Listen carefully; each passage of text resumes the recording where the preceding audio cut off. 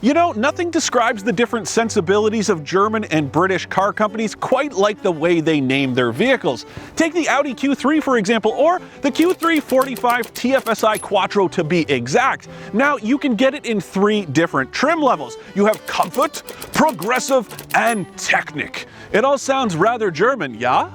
And then you have this, the 2020 Land Rover Range Rover Evoque P300 All-Dynamic HSE, which of course stands for High Specification Equipment. Don't ask me.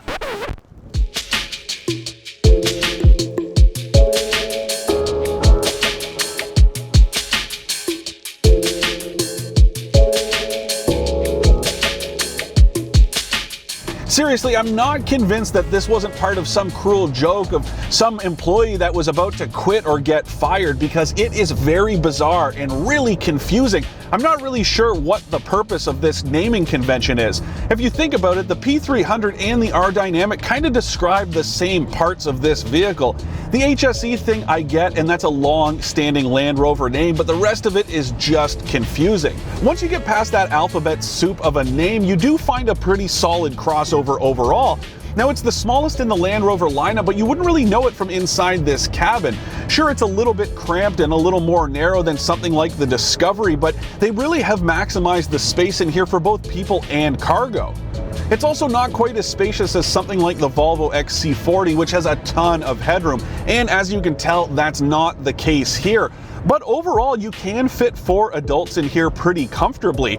I've got a pretty good amount of room, and I can sit behind myself, which is an impressive feat for a small crossover like this.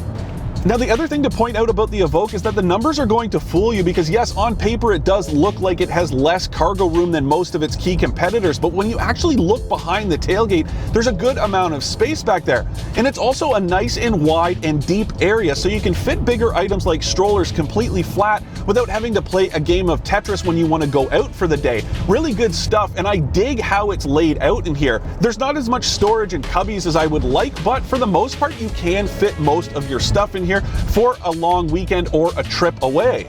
Another way the Evoque feels like it punches above its weight is when it comes to technology, and there is a ton of it here. Now, not all of it is standard, but let's talk about some of the stuff you can get in this thing. We'll save the sticker shock for the end and start under the hood, because for 2020 there's a mild hybrid system that uses a 48-volt electrical system to give you a little bit more passing power. It's actually really cool stuff. No, you can't run on electrons alone, but when you accelerate, you can really feel that extra electricity doing its work. Total system output is 296 horsepower and 295 pound-feet of torque. Those numbers aren't going to impress your friends, but it is more than enough. And JLR says this thing will run 0 to 100 kilometers an hour in 6.6 seconds, but because of that electrical system, it actually feels a step quicker. Moving to the cabin, every Evoque comes with a 10-inch touchscreen infotainment system that displays in a widescreen format, which is great when you want to look at your map. But because the Tester I'm driving is filled with all kinds of high specification equipment, I've got dual 10-inch touchscreens that centralize all controls to 2 touchscreens on the center console. That means the only physical controls on the center console are the gear selector and 2 dials that control different things depending on what function you have pulled up on the lower touchscreen. Now, I'm not a huge fan of when automakers go to those centralized controls, but at least the one here is pretty novel and it's easy to get used to. Now, both screens are a little bit laggy, but especially this lower one, and it's just slow to respond to touch when you want to switch from one menu item to the next. But when it comes to those dials, it is pretty cool how it works. The default is to have them set up for climate control, so the driver's side one will control the temperature, but when you press down on it, it pulls up your heated seat control. It's pretty cool stuff, and it's also how you dial through all the different terrain response functions. So at least it's cool to show off to your friends, and like I said, it's pretty easy to get used to. The other thing I really like about this dual screen setup is that if you're an Apple CarPlay fan like I am, well, you can have things like Google Maps up on the top screen, but still run your Apple Music controls down on the lower screen, and it includes album art. It's just a nice touch, and it kind of classes it up a little bit. Instead of it just being a plain display, you can actually see what you're listening to, and that goes for the radio and satellite radio too, but the album art thing is a really cool touch. Some of the other cool tech in this loaded version include a head-up display that's nice and bright, as well as this cool digital rear view mirror. Now that gives you a nice and clean view of what's going on behind the vehicle, which really comes in handy if you've got taller passengers in the back or a loaded cargo area.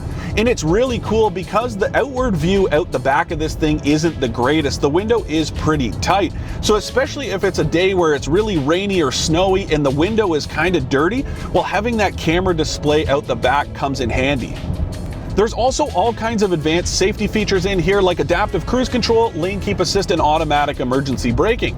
Now that adaptive cruise control system has a cool speed limit function that uses navigation information as well as cameras behind the rear view mirror to keep an eye on what the speed limit is and adjust the speed automatically. It's just a cool safeguard, especially if you're just kind of mindlessly cruising on a road trip and you forget to lower the speed. The car has your back and it'll do it for you. There's also blind spot monitoring in here, but it has a cool feature that it won't let you open the doors if it detects a high-speed vehicle approaching from behind. It's just a cool safeguard, especially if you've got little ones that are about to hop out of the vehicle. It's cool that it won't let them do that if there's a fast-moving vehicle coming up from behind. There's also a self-parking system in here, but honestly, it's not all that great, and you have to modulate the brake and throttle pedals yourself, as well as shift from drive to reverse to park and back. Honestly, even the system in the Ford Escape is better than this one, and it's just not all that well executed. Interior amenities are pretty good as well. It's got a heated steering wheel, heated front seats, and my tester has massaging front seats, but interestingly not ventilation. And the same goes with this panoramic sunroof. It is an upgrade, but it's also a fixed glass panel. You have to pay for a separate one that opens if that's something you want in your Evoque.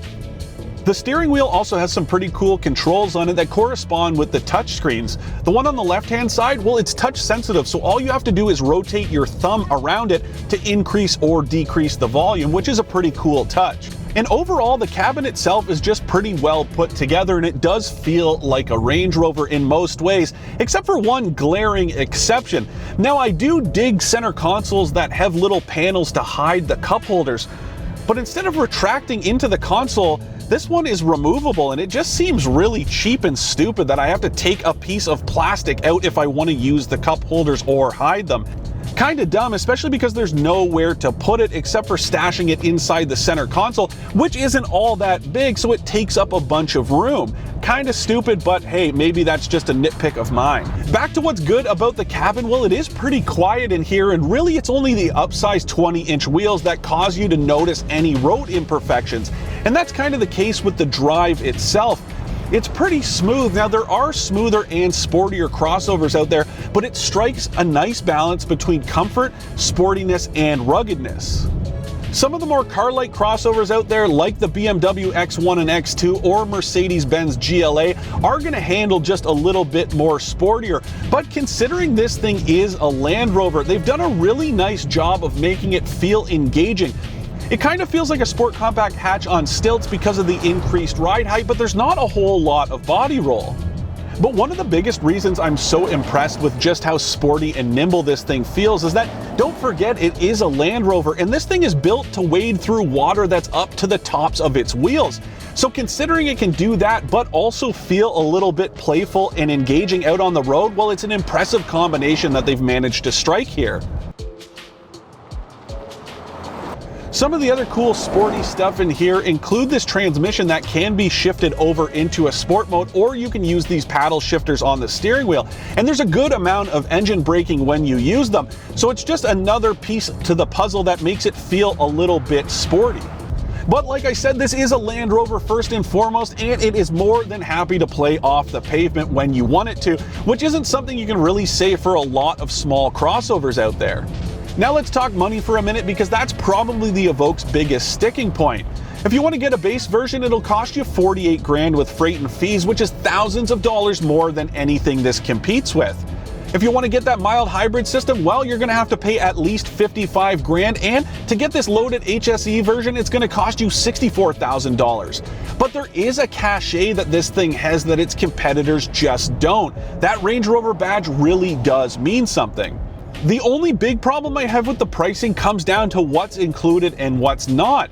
There is some good stuff in here, but even this HSE version isn't kitted out, and you do have to pay to play.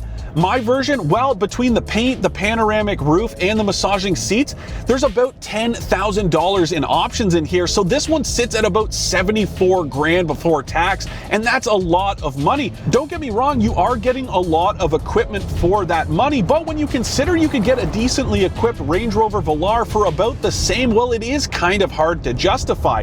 And the same goes with the fuel economy. They're about the same. Enercan says this thing will get 10.3 liters per 100 kilometers combined, but I haven't been able to come anywhere close to that this week.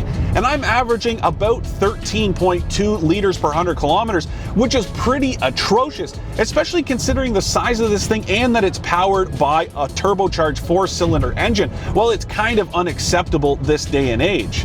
That kind of fuel consumption means that the short drive from Sutton under Whitestone Cliff to Wells next to sea would burn over half a tank of gas. Pretty poor stuff.